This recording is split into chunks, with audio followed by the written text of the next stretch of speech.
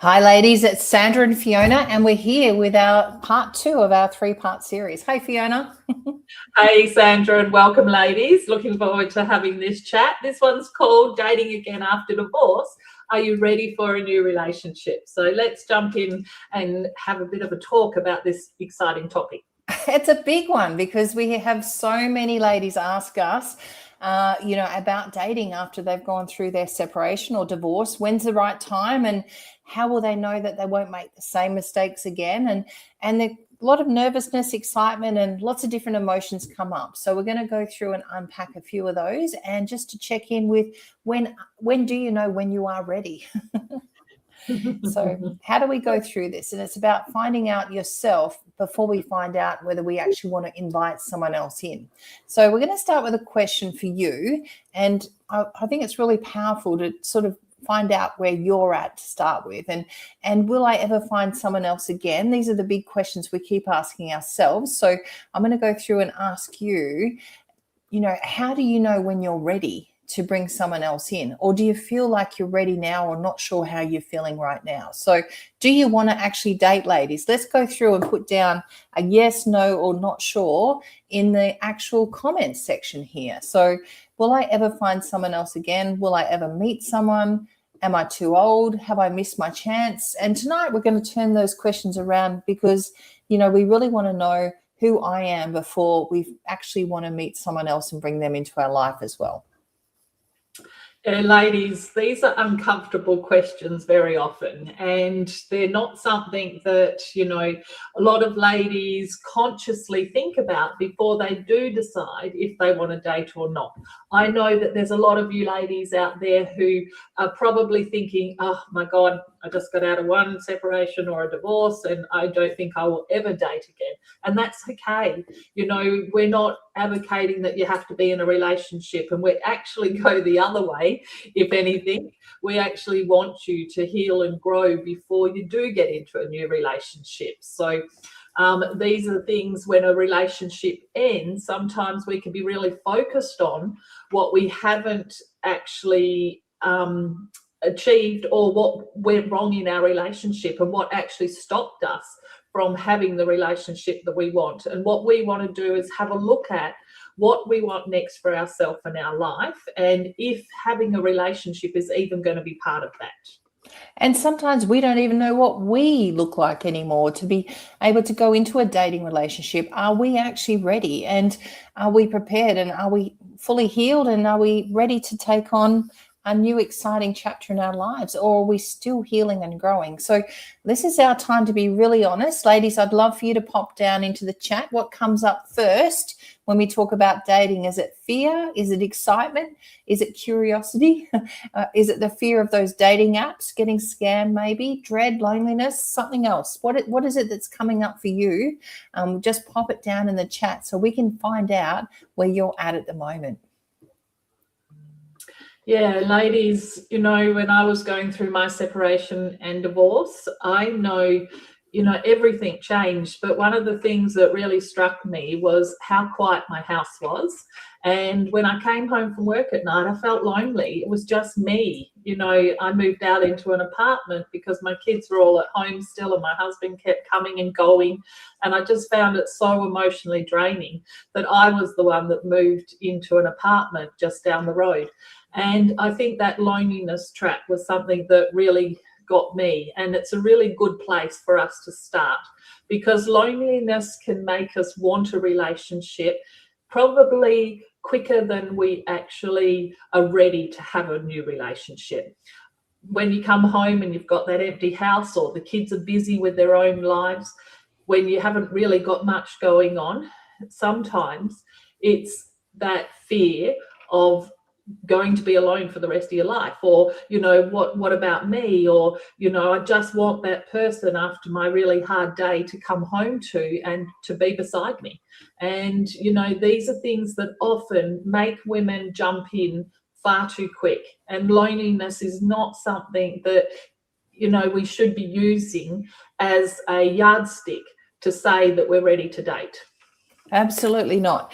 You know, I was the same. I actually went through my first divorce and my kids were young, and I actually ended up dating within about a year afterwards. And in hindsight, looking back, I was just, it was somebody came along that was kind and was listening, and I started another relationship and I wasn't ready. In hindsight, I understand this, and we don't talk about going back and blaming yourselves, because we just do what we do at the time with the best that we can, and we're not judgmental. We just look at how we can move forward and do things differently. But that relationship ended up into a long relationship. When you've got kids that are involved and you've got, you know, you introduce your kids to a new partner, it's very hard to unravel something that starts becoming complex quite easily and quite quickly. So I ended up in a second relationship and I ended up getting married the second time. And it was only after that that I realized that I hadn't done the work on me. I hadn't gone through and done my healing properly, and I hadn't learned, I hadn't grown, and I hadn't understood what went wrong in the first one to realize actually even why I was even in a second one. So, you know, this is where it's about it's not anything wrong with wanting a relationship. And, you know, we don't need to pretend we're these completely independent women who don't need anyone, because both Fiona and I are super independent, super successful in our businesses and our careers, yet we both have chosen to be in relationships because that's what we want. But it's now the relationships we're in, we had to go through and do the work to get to a place that we actually now feel having a relationship is somebody that we're going to have a relationship with that's going to add to our lives versus, you know, fix our lives or fix our loneliness. So, you know, we do love companionship, but there's a massive difference between I would love someone to share my life with versus I need someone because I don't like life without, you know, having someone in it with me. So it's a big difference, isn't it, Fiona? Absolutely. The difference is huge.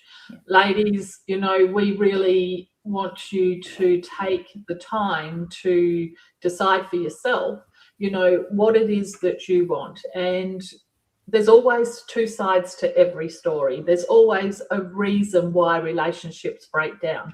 And part of our healing and growth is to actually understand what happened to our relationship, what role we played, what role our husband played, and how we lack the communication or the skills for us to be able to do it any differently. And, you know, I know what it's like to move through a relationship and go through that process of watching it break down, not having the tools and skills to be able to resurrect it or pull it back and make it, you know, the relationship that we both wanted. I think it's a devastating thing for people to have to go through when you know something's wrong, but you don't know how to fix it.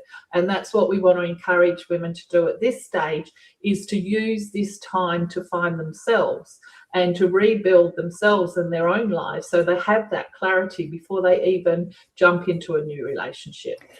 I know the pain of getting it wrong the second time round, and it's not just the pain for us and our emotions, it's the pain for our kids as well, and our finances and our all of our relationships. You know, it could be with another new group of friends, and it's complex. The more we go into a relationship and the more we get it wrong, the harder it is. And we get to a point in some cases that people that go into a second relationship and they actually keep going with that relationship because they don't know how to unwind it or get out of it. And it's easier to stay there than in the discomfort of something that's wrong again because they're embarrassed. And I know myself, I had a huge amount of fear around, again, a failed relationship. And, you know, I felt very much a failure after my second marriage failed. And I had to go through that, understanding what happened and unpack that and be really, you know, honest. And I understood I was looking for connection before I'd really built my relationship with myself. I was looking for it outside. So ladies, I'd love for you to put it in the chat. Just a question. What do you think you would be looking for from a relationship that you could actually start giving yourself now? You know, it could be security. It could, you know, we have a lot of women say, oh, I want security, or I want companionship, or someone to travel with, or I want fun, or validation. I want adventure, affection, maybe someone to talk to, or I'm lonely. So what do you think you would be looking for from a relationship that you could actually start giving yourself now? And, you know, ladies, it's really important that we do look at what we want in a partner, can we be that partner to somebody else? I mean, it's so easy to say, I want security, I want someone who's honest with integrity, I want someone who can speak up, I want someone who's emotionally available. We want to have a look at, can we be all the things to a new partner, what we would love our new partner to be to us? Because we can't change other people, but we can only change ourselves. So preparation is the thing here that is going to either set you up for success, or it might lead to you making the same mistakes or choosing the same partner that you did in the past. You know, we say don't take on a project, but don't be a project either, ladies. And this is what is so powerful. Men don't want to be in a relationship with someone that is a project either. So, you know, this is what is so powerful. You will not be in a relationship with a healthy person that's sustainable if you are not healed and have things sorted with yourself, and coming from a place of, you know, being able to a higher level of emotional intelligence. If you want someone with a high level of emotional intelligence, and that's something that you have to grow. So there's a really big difference between dating because you're excited to meet someone and dating because you're desperate not to be alone. And sometimes from the outside, they can absolutely look the same. Yes, absolutely. So when you jump on those apps, who's done apps? Put your hands up. And how scary are they? Because apps are daunting when you first start to date, and there's definitely things that you need to learn and know and be able to understand about dating apps before you jump in. And one of the things that you can be on these dating apps, and when you're coming from a place of scarcity, you'll be acting like, you know, please like me, you know, please swipe on me, instead of having the abundance mindset where you really want to be thinking, let's see if I like you. Let me take the time to read your profile, get to know you, have a conversation, and see if we're actually going to get to that second stage of even going from just some text into a conversation. So we don't want to come from scarcity where we're acting like, you know, that we're lucky if someone chooses us, or where, you know, we've got to just accept the first bloke that comes along. We actually want to swap and move into being discerning and having choice, and actually looking for a partner who will be the partner that you want them to be, who will be able to be the person that you want to have a relationship with, and in maybe one day create a life together with. So we don't want this to be an accidental choice. It's a very conscious, deliberate choice. We see so many ladies put up their profile pictures, and you know, they get so excited when somebody clicks on it or comments or tags or likes, and they get excited that someone's chosen them. But the reality needs to be here is he actually someone I would choose? So we need to be having that self-belief and self-confidence in ourselves, that we're not just accepting that someone likes us, so we suddenly, you know, start talking to them and want to be with them, and we're, you know, moving forward with them into a, you know, a tentative relationship. We want to be discerning at a level that we've never been before, and come from a place that, is this person actually someone that I could choose, and choose now in a different place in my life? We're choosing differently from what we were when we were teenagers or 20s or 30s. And now we get to choose for different reasons, and we can have a completely different relationship, one that we can design. We don't have to have one that's traditional. And most of us probably aren't even wanting to have kids with this person. So, but it could be that they've got kids and they've already got a family and an ex, and there's lots of layers that we'd be looking at to make sure that the person that we do choose is not just healthy himself, but the environment that we're letting into our life, his family of maybe kids, maybe his friends, into our life isn't disruptive either. And it's something that we can come in, it can help complete, as opposed to come in and be chaos. Yeah, so ladies, in the chat, we want you to answer a question. What are you more likely to do when you're lonely? So when you're feeling lonely, when you're feeling like, you know, your house is empty, that you come home from work, you're sitting on the couch and you're just scrolling through maybe dating apps, maybe been watching Netflix, or just killing time on social media, and then maybe you jump on those apps? Or are you eating? Are you shopping? Are you scrolling? Are you drinking? Like, what is it that you do to keep yourself busy?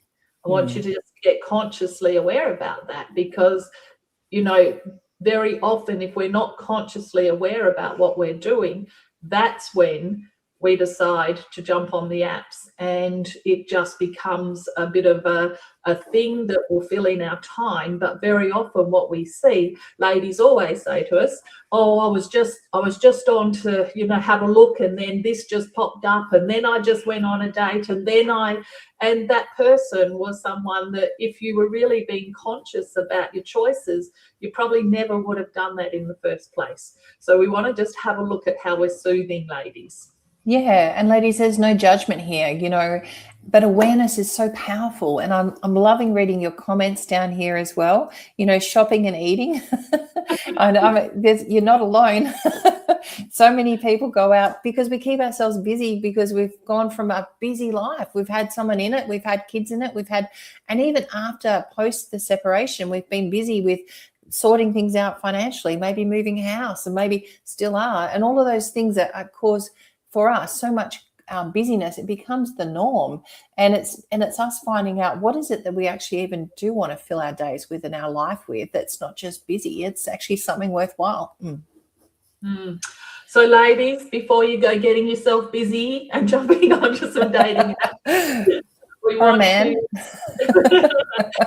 to really consciously have a look at, what do I want for myself? What are my standards? What am I prepared to accept, and what aren't I going to accept? Ladies say things like, I don't want a narcissist, or I don't want someone who's controlling, or I don't want someone who tells lies, or maybe I don't want someone who's emotionally unavailable. And all of these things are great starts. So they're like values, and choosing what you actually don't want. And while they're a great start, we want you to also know what you do want. And knowing what you do want is going to give you clarity as to who you choose and what you accept. Yeah, absolutely. And sometimes we've spent so much time analyzing red flags that we haven't actually really worked out what healthy even looks like. And I remember years ago, when I was going through my separation, divorce, somebody said to me, well, what do you actually want? And I'm like, I've got no idea. And I was thinking, well, I know what I don't want. And he said, well, start there. And I wrote a list of all the things. I didn't want someone who was mean or nasty or was rude or angry, and so I wrote down these things, and then I wrote the opposite. So someone that was mean, I wrote someone that was kind, and someone that was nasty, someone that was gentle, or someone that was angry all the time. And so I just wrote down the opposite: someone that was impatient, someone that was patient, someone that was always had road rage, someone that was patient on the road. So I just wrote down a list of things that I started with what I didn't want, because that's what I knew. And then I started with the opposite, and that gave me, and I tore that page in half and kept the good part, and stuck it up on my wall. And I really focused on that. And that's, I think that's really where I came down to what were my not negotiables in a relationship. And love, for me, love was, obviously you want to have love there, but you want to have all the other stuff as well: respect and kindness and caring and gentleness and support, and someone that's got your back, someone that, when those days go down and we have bad days, or we have an argument or something, that there's kindness in behind it all. And it's, you've got respect there. So, what are your top, ladies, 3 not negotiables in a healthy relationship? So I'd love to put and hear what you've got down in here. I know there's a few coming through. So what are your top 3 not negotiables in a healthy relationship? So think about maybe what you didn't want, and then what you do want, and just what would be your not negotiables in a new relationship. And that could be like respect, honesty, communication's a big one, but it's got to be healthy communication, affection, financial responsibility. And that's a big one for me because, you know, understanding that, you know, I'm not all about money, that's for sure, but I want to know that what money I do have, which I've worked hard to earn, is going to be respected and looked after, and it's going to be protected as well. So I want someone that I'm with that can actually respect money too. And that's a big one for both Fiona and I. And we both, you know, we both love having fun. We do a lot of fun stuff, and we want someone that we can do fun stuff with too, that has a bit of a laugh, has the same quirky sense of humor. And we want someone that we can be emotionally safe with as well. So there's lots of things that, you know, I know are my not negotiables and are similar to Fiona's, but certainly would love to see what yours are down here. So ladies, one of the things that Sandra and I are really consciously aware about is that a lot of ladies have never been in what we call healthy relationships. So, you know, very often we were born into families, and we know that most families are dysfunctional to some degree or another. The relationships that your mum and dad had or your caretakers had, maybe they weren't healthy. Maybe you modelled your way that you do relationships from your parents, or maybe your partner or husband, he modelled the way that he does relationships from his parents. Maybe you are not a good communicator, or maybe he wasn't a good communicator, and maybe the two of you learnt to shut down instead of being able to express yourself. Like, I want you to think about some of the things, like, what do you do when you're challenged? Do you get angry, or do you get nasty, or do you like literally shut down? Do you walk on eggshells? Like, what are these things? We've got to really dig deep and discover ourselves, what our capacity has been in the past, and what we can learn about ourselves and our partner for the future. You know, one of the things that I really got clear on when I wanted to date again, because I was lucky in one way, my ex-husband was a really lovely guy. We had a great relationship, and we were always like best friends. So we were always respectful. Our kids were brought up in a home that was hardly any raised voices, or, you know, very little tension. We did work together well as a team. However, you know, when things changed, we drifted apart, we got busy, and our relationship broke down. So it certainly wasn't perfect, but we always had that respect. So for me, one of the things when I knew in my heart that I wanted to be in another relationship, I wasn't jaded. I knew that I wanted to be in another healthy relationship, but I was very clear at that age of my life when I went through my separation as to what sort of partner I wanted. I was crystal clear. I did not want a partner who had young children. I did not want a partner who had, you know, drama in his life, that, you know, what was going to come into my life and my kids, you know, our family. I didn't want a partner who was irresponsible with money, or who was a taker and I was going to have to pay for. Like, these are things you can only get clear about when you actually know yourself, what it is that you're looking for, what you will accept, and what you're prepared to give. Absolutely. And, you know, I think it's us, actually, we tend not to think about it. I think we tend to just think, well, we want a relationship, and we wait for someone to come along that shows an interest in us and clicks a like, or, you know, sends a message, and then we just evolve into a relationship. And this is our draw the line in the sand of actually going forward. We can actually choose, and, you know, we can choose whether we, you know, what is the things that we've chosen in the past that we've in a relationship. We might have been married to someone that had an illness, for example. Well, going forward, we can actually choose to be with someone that, you know, doesn't need to be cared for, that can be healthy and full of health. And you know, this is not us being, you know, unfair or unreasonable. It's somebody that we could be choosing right now from the start when we're just meeting someone. You know, we can actually 100% choose somebody that we can, if we want to travel with someone, we want someone that can travel. And maybe if we love hiking, we want someone that can hike with us. And so it's us then putting that line in the sand of being really clear what it is we do want before we actually even start looking.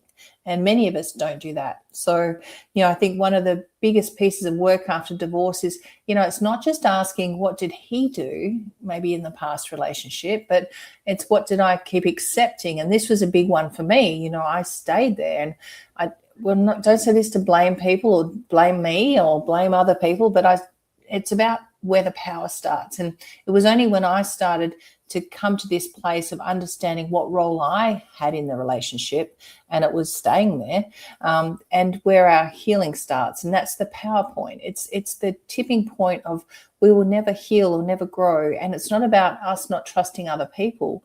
It's about us trusting ourselves, because we will never get to a point when we've come out of a relationship that all the trust is gone and think that, well, we're never going to trust anyone else. It's not about them. It's about us. Because once we've done the work on ourselves, the trust will build, and we'll be able to then go into a new relationship confidently knowing, well, I trust myself that if something shows up or something's not right, or I see something, I'll say something.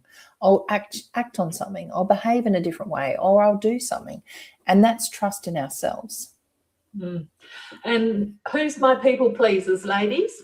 Who's always doing everything for everyone else? And who's my overgivers? The people that are giving all the time. And what about who's my providers? Who's the ones out there, the breadwinners, the ones who are always achieving and making all the decisions, running the show? Everyone's got a pattern. There's 8 major patterns that people generally will fall into one of them. Unless you know your pattern, and unless you know why you chose the man that you did, odds are you're going to choose a man with a different name, with a different outlook, different job, comes from a different place. However, he will have similar patterns, because your pattern attracts a certain pattern. And unless you change your patterning, and that will only come with growth and with you healing and learning new ways of behaving, then you can't actually, it's like this magnetic attraction that you will attract, and you two will bond over your brokenness. I always hear ladies say, I will never, ever go out with that sort of person again. And blow me down. Yep. Different name, different place, but very often, like it's, I was going to say like attracts like, but it's not like attracts like. It's actually like the opposite. But if you're a people pleaser, you are going to attract a taker. So you're a giver, you're going to attract a taker, and then you will bond over your brokenness. So ladies, this is why it's so important. If you've ever been with a narcissist, you need to do your own work so that never, ever happens again. You can't just think you're going to change, or you're going to change someone, or you're going to choose pick someone better. Because it doesn't happen. And so we really want women to take responsibility here and to understand this is on them. Who you choose and who you allow into your life is up to you. Regardless, there's lots of wonderful people out there, and there's lots of damaged people out there. You need to know what you're doing so you can choose the right person to bring into your life.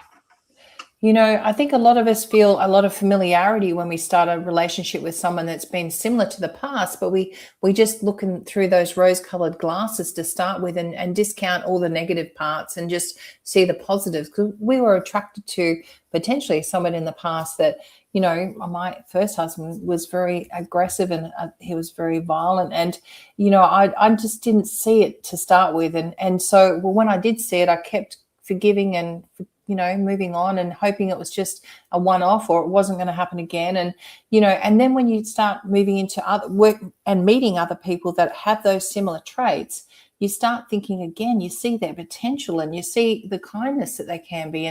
And what happens is that's the familiarity, and that familiarity is a comfort zone. And, that's why women go back into other relationships that are the same as what they've been in before, especially going through, domestic violence or coercive control, or someone that's been a narcissist. And it's a massive one. And, you can meet someone and feel this incredible pull towards them, but your brain it says, wow, this is really special. And sometimes your nervous system is saying, oh, I know this feeling. And it actually makes a mistake that it's actually the comfort's actually safe.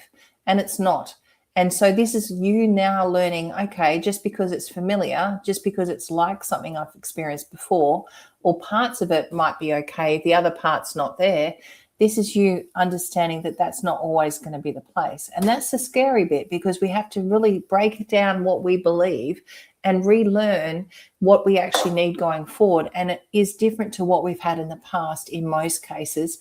And it might not be that you've come out of a domestic violence relationship, or you might not have had an affair. You might have been the one that was just made a choice one day that you wanted to move on. But it's knowing that what is it that you're going to look for in someone else moving forward that you're not going to feel the same again. So, what is the one relationship pattern you absolutely do not want to repeat? And I'd love for you just to pop that in the chat as well. So what's the one relationship pattern that you absolutely do not want to repeat? And maybe it's somebody, my second husband, he used to exaggerate all the time, tell stories and used to, but he lied about a lot of things. It wasn't just little lies are big lies, and lying all the time. How I always think how people do little things is how they do big things. To start with, I just thought he just exaggerated and I just didn't really think much of it. But as I got to know him over time, I got to see that they were actually lies. And it came from his place of him not feeling good about himself and not feeling self-confident and his own self-belief. And so he made things bigger and better and bolder than they needed to be. And the reality and the truth was, and to a point that some of it was just out and out wrong. But at the end, I just kept forgiving and understanding, explaining it away. But it's a comfort place of us looking at their potential. But the potential is, if we were that person, that's the potential that we would be doing something different with that person. But that person is not the person we can create. It's the person that they are. So what's the one relationship pattern you absolutely do not want to repeat? So ladies, if you don't want to repeat the past, you've got to actually heal and grow, and you've got to move through the pain to be able to create something more beautiful for yourself. It's really, really important, because if you don't understand your own patterns, you can't walk into the next stage of your life, because you are emotionally wired to those old patterns. Until we interrupt those old patterns, you will just continue to do the same thing. It's not conscious, it's actually subconscious. You're being driven to do that because that is what your programming is. So we want you to have a look at who you want to be, what you want to create, and then we need to help you rewire, grow and heal so you can become a different person. And in becoming that different person, you find yourself, you become who you were always meant to be, but you lose yourself along the way. So we want you to choose a healthy partner when you are a healthy person yourself. Yeah, and ladies, beautiful comments and sharing in here as well. And Lara, there is slim pickings when you're coming from a place of a slim base as well. When you're just, putting yourself out there, not really sure, and you're not really doing it with a plan. And once you come from a different space of coming in with a strategy and a plan and really clear why you're doing these photos and what your profile needs to say and not say, and that changes the whole ball game. And, there's nothing wrong with online dating as long as it's done in a way that's strategic, in a way that's, it's smart. It's probably the best way to say it. And we tend not to know what that is because we've never done it before. I know when I first met my first husband, I was 17. We didn't have online dating. So, and, Therese, I didn't rush into, talk to, I'm married again, my third husband. We've been together 10 years. And, I certainly took my time between 2 and 3. And I spent a couple of years dating different people and learning and growing. And I'd started my personal development work long before that. But certainly I really dug into what was the common denominator in the 2 failed marriages, and that was me. And, why did I accept not good enough, both times? And why is it that? And it was me. I didn't feel that I was good enough. So, this come back to, I would never, I didn't go into any new relationships, telling them my whole story. And this is what you get to do now, ladies, as well. You get to choose what story you tell people. and you get to select what you do share. And it's certainly not all of it in the first couple of dates. It's about learning that, you know, over time, little bits of information or sharing can come through. 10 years on, well and truly, he knows all about my past and everything that he's seen. And he's heard, you know, not everything, but he's heard most things. And certainly he's heard what he's needed to hear. And he heard early on little things, but it was more how I showed up. And he said, you know, your self-belief and your self-confidence, and, you know, you've got, you're independent, but, you know, and we talk about coming into a relationship also, you know, not coming in all guns blazing of who you are and what you want and what you won't have and what you won't tolerate, and coming in from your feminine and not it from your masculine, because we go into our masculine and we talk about a lot of that, you know, over time. At different times, it's probably another session, but certainly when we come in, when we are in survival mode, ladies, we're in masculine. We're just surviving. We're just, you know, having to do things, and we have to bring things down to a point that we can just, what are we going to do over the next 20 minutes to get through the next thing we've got to do? And we drill down to, you know, just logistics, just details, just survival. But when we're in our feminine, we're in a different place. And so we talk a lot about moving into a relationship and coming into it from your feminine as well.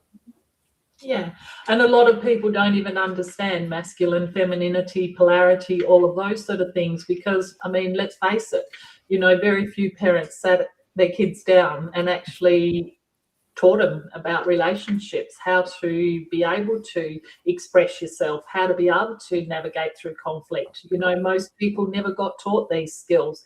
So your relationships are the place that, you know, your partner knows you better than anybody else. They know how to push your buttons, but they also, you know, can be the best thing for you or the worst thing for you. One of the things that I want to encourage you is, when you meet someone, not to get carried away, not to think that it's love at first sight.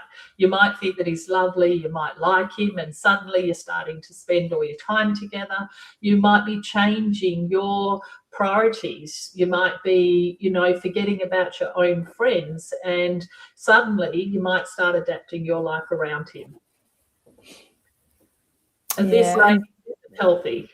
It's not. And I know, you know, I used to know one of my girlfriends, I said, are you dating? And she'd go, how did you know? I wasn't going to say anything. I said, because I haven't seen you. You disappear. You disappeared. And you don't answer my calls, and you don't want to meet up, and you're always busy.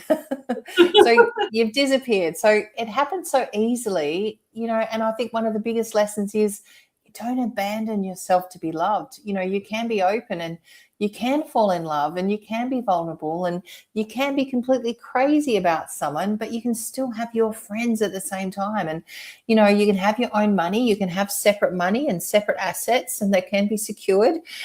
There's different ways to do it. And, you know, knowing myself, the situation I've had to go through, I've had to make sure that, you know, going into a third relationship, both of us have our own exes with kids. And so it's making sure that, you know, you're protecting what's yours, and he's protecting what's his. And then we've got a what's ours that we agree on together going forward as well.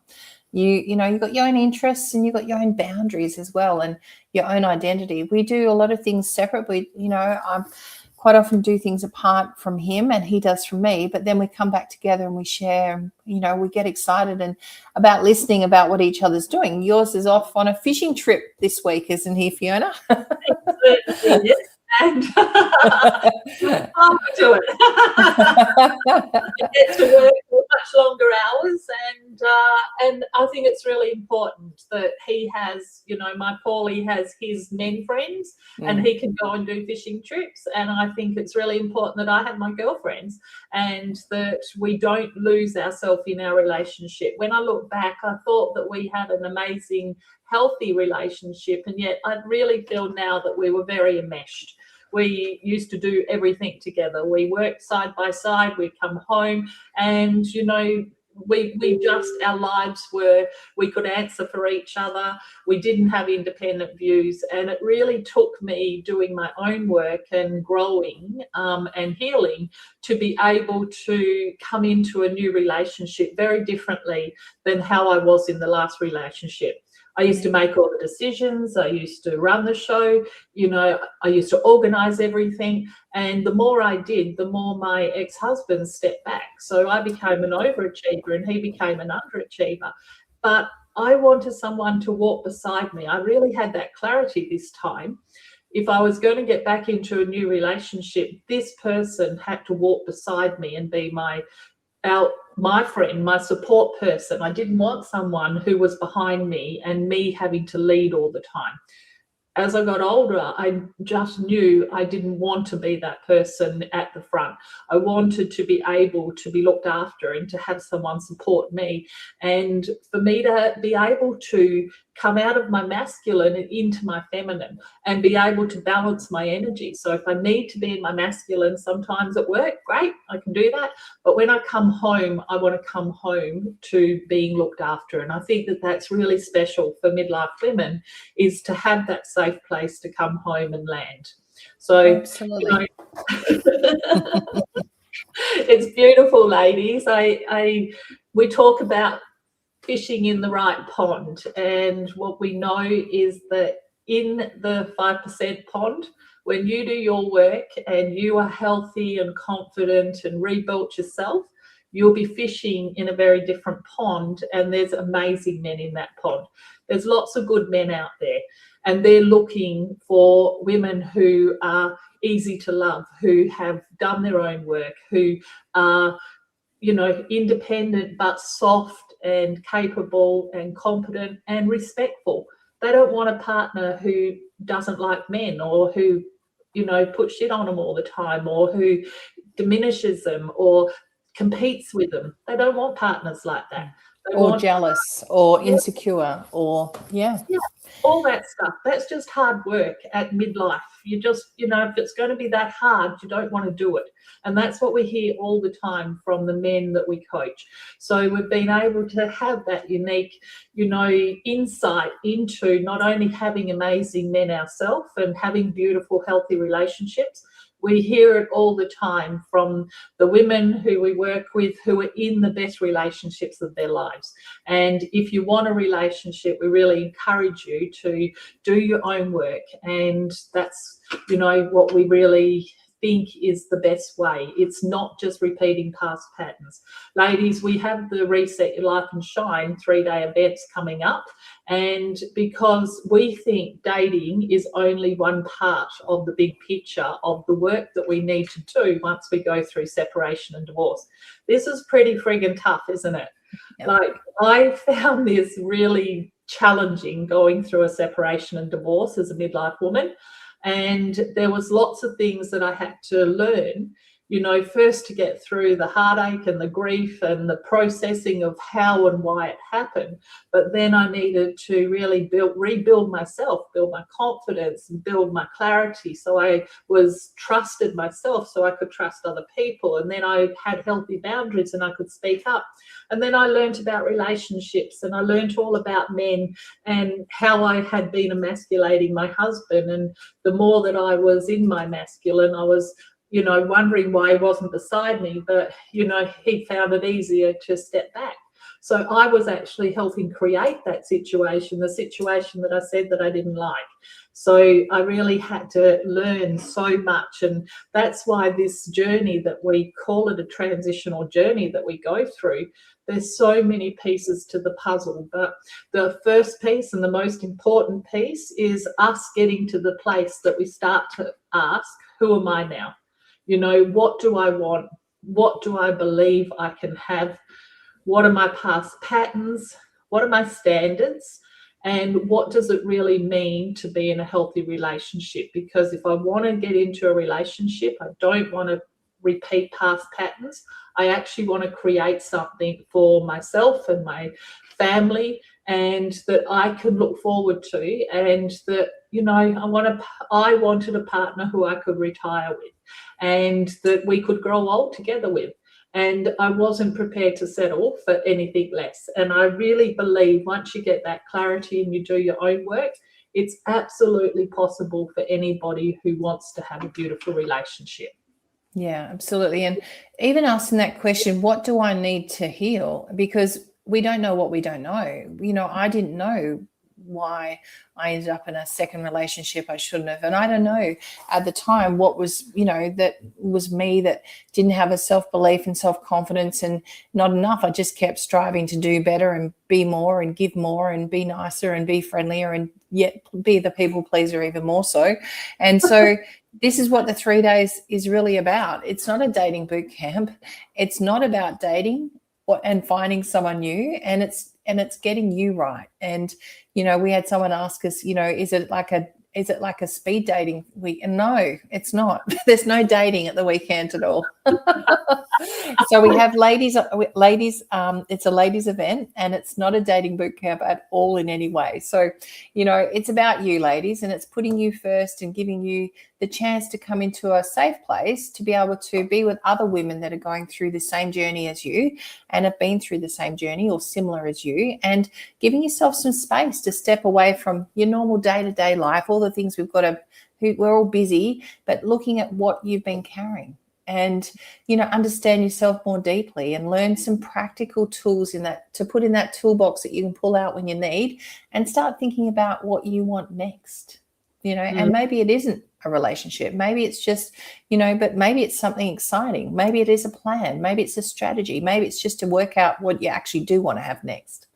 And one of the beautiful things that we see is when we bring a group of women together, something really magical happens. These women understand you. They've been through the same sort of thing. We've got single, separated, divorced. We have widowed women, ladies from all different walks of life. But the commonality is that they understand. And so we find that for women who have never been through the heartache and never gone through, a relationship loss, it's very hard for them to understand just how painful it is and how much work it takes to rebuild. So this is surrounding yourself with beautiful women who actually get you. Absolutely. You do sometimes think you're the only one going through it. And we do have very well-meaning friends that want to help and support, but they don't actually know what to say that's practical and it's strategic and it's actually helping you move through it, because they're there being well-meaning and helpful, but they're just helping you just as a support. It's not actually practical strategies to, one, direct you in the right way, and two, to be able to give you the right advice on how not to have this happen again, or maybe just for yourself where you need to heal and how you need to heal as well. So when you sit in the room with those, there's a few hundred other women, you realize, oh, it's not just me. And you get inspired by other people sharing their stories and by the sheer volume of just love in the room and the connection. And you'll walk away, I guarantee, with some new friends, faith in your future and hope, and a plan as well. Yeah. So ladies, if, talking about dating, if it either horrifies you or if it scares you or if it excites you, it's just part of the journey. We would love to encourage you to go deeper and to work on yourself and to use this as an opportunity. We know that your life is never going to be the same again, but we know that it can absolutely be better, bigger, and you will become braver and wiser as you go forward in this new part of your journey. You have the ability to create a beautiful next chapter for yourself. And, we would love to encourage you. If you want to come to one of our 3-day events, jump on, have a look down underneath at our link. If you know that you can't get to an event, then have a look at our website and have a look at what else we do, because Sandra and I are here to support you and show you the journey that we've taken, how we've rebuilt, how we have grown, how we've healed, how we've rebuilt our family. We have beautiful relationships with all of our kids, and how we attracted beautiful men into our lives, and how we live every day and nurture those relationships so we make sure this time they don't break down. Absolutely. So just know the door's there, ladies. If you'd like to join us and come through it and meet us in person, we'd love to meet you, and know that there's, no pressure. But, I think the big thing is tonight we're just going to talk about dating and maybe what you could be preparing yourself for beforehand, but knowing that, there's other things available as well. So, yeah. And even understanding it. Yeah. I mean, sometimes people don't even know what healthy relationships look like. And, sometimes healthy relationships, they don't feel like fireworks. They feel more consistent and stable. And for some women who have been through challenging situations, they even sometimes describe them as boring. And this is just because it's different to what you've had in the past. Sometimes when you have a relationship and it's very toxic or confrontational, or you're walking on eggshells, that feeling can lead to that's what relationships is.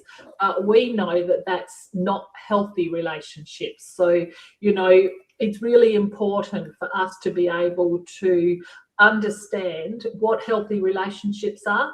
We don't want to be questioning ourselves all the time and wondering if how the person's showing up and how they're acting. It can be really confusing when it feels abnormal for you.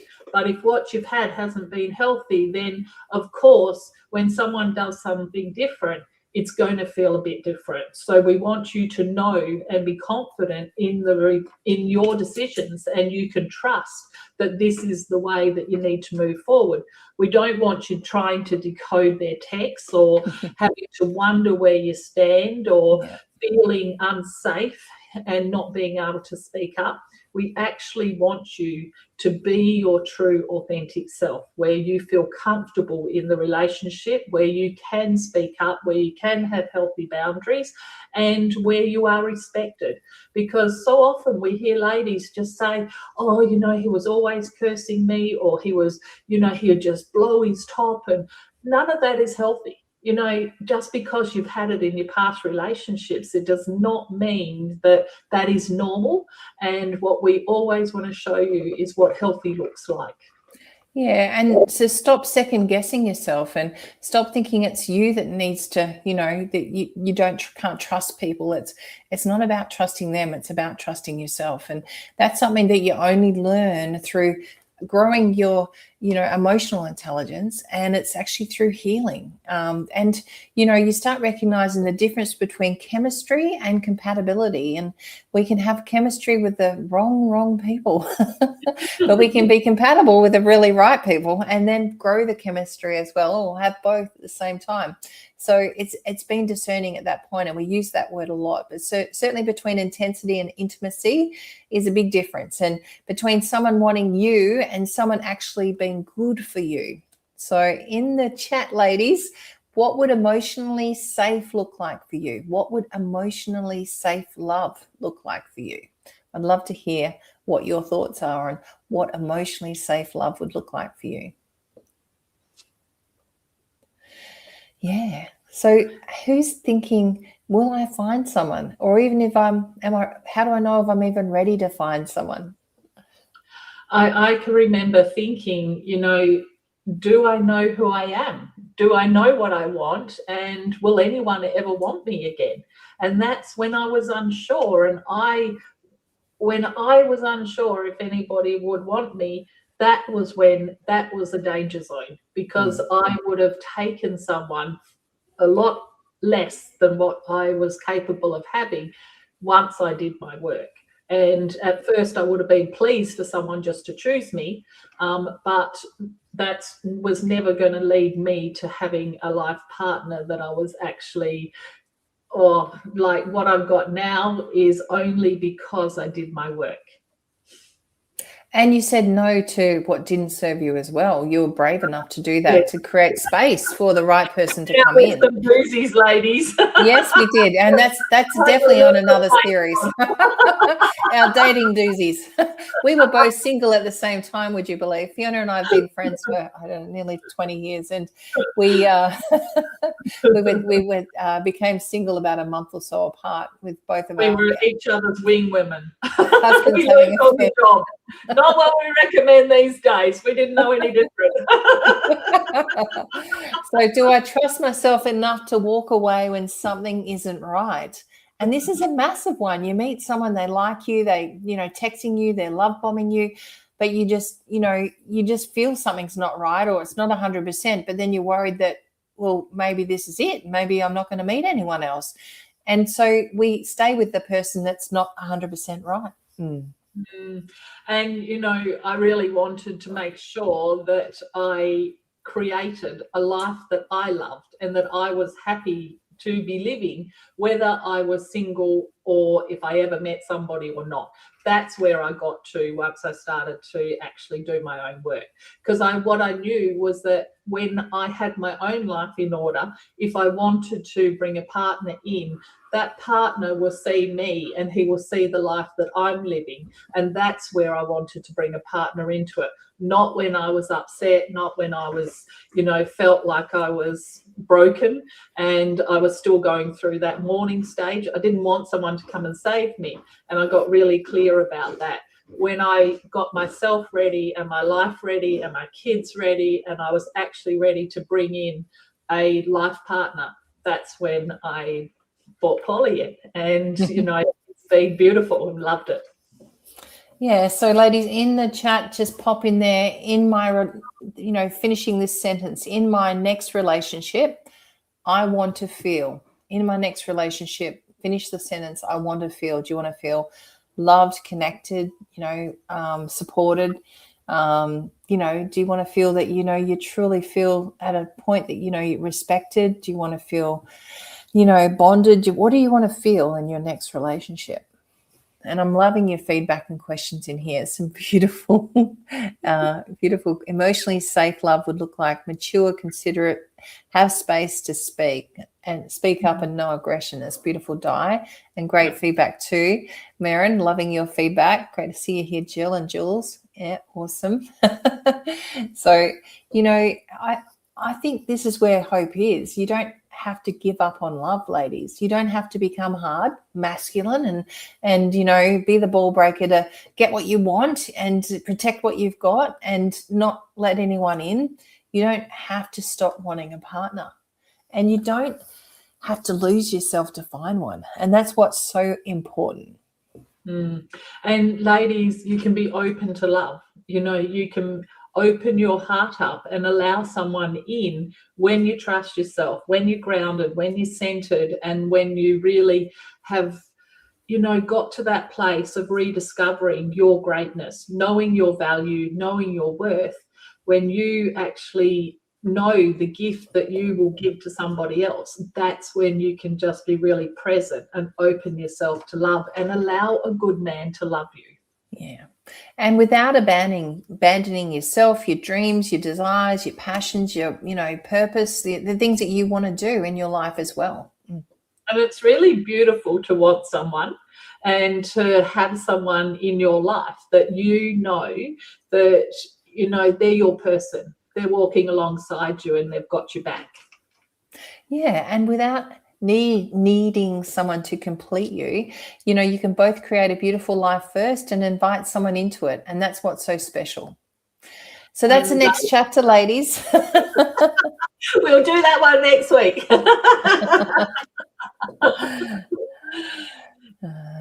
It really starts with you doing your own work. We call it the journey back home. It's the journey back home to rediscover who you were before you lost yourself, before you had to start, being careful what you said or monitoring how you showed up in the world. Life has a way of just taking our essence away, and we lose ourselves in trying to conform to what everyone else wants us to be. What we want you to do at this stage of your life is not get hard, not get, rigid. It's to actually go back to that place of being that joyful, happy, fun-loving little girl who used to live her life because that's who she was. The girl you were before the world told you that you needed to be something different. I think that's where we want to take ladies back to. Yeah. And we want to be back there. We want to be that person. And some of us don't even know what that looks like. And it's a pathway back. And there is a direction and a support to get there. And it is through healing. And it does. It truly starts with healing and growing. So, ladies, join us next Monday for our third session in this 3-part series. On next Monday, we're going to talk about the friendship shift, why divorce changes your circle. Because I know going through divorce, my friendship circle certainly changed and was quite disrupted, as I know many of our ladies that we work with is. They're couple friends and they're single friends, and it's impacted in different ways and can be sometimes disrupted and maybe even destroyed, some of it. So we're going to talk about the friendship shift. And, I love hearing and seeing your comments. So please keep them. If you're listening to the recording of this, keep adding your comments in and sharing as well, because it's great to see that and other ladies get inspired by it too. And ladies, we hope to see you at one of our upcoming 3-day events. We've got 3 events, Brisbane, Sydney and Perth in October, and we look forward to meeting you live and seeing you in person.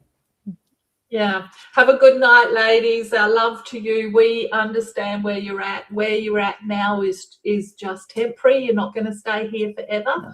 But we also don't want you wasting this opportunity, because we see too many women in 1 year, 3 years, 5 years down the track still suffering. And we know that that's not necessary. So ladies, do this work for yourself and get yourself to a place that you are happy and competent and, living your best life, because let's face it, you deserve it.